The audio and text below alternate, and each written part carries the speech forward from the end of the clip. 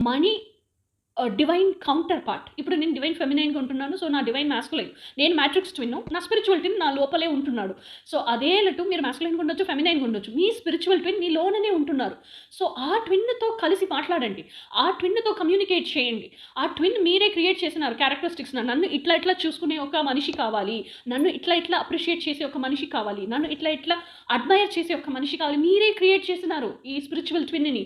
Spiritual ట్విన్‌తో communicate చేయండి. ఈ spiritual ట్విన్‌కి characteristics మీరే ఇచ్చినారు. ఆ క్యారెక్టరిస్టిక్స్‌కి ఒక నంబర్ ఉంటుంది. ఒక వైబ్రేషన్ ఉంటుంది.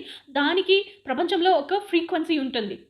ఆ వేవ్ లెంత్ అన్ని వైబ్రేట్ అవుతుంది ఆ ఫ్రీక్వెన్సీలో. ఎగ్జాక్ట్ వైబ్రేషనల్ మ్యాచ్ ఎవరు ఉంటున్నాడో భూమిలో వాడే మీ ట్విన్ ఫ్లేమ్.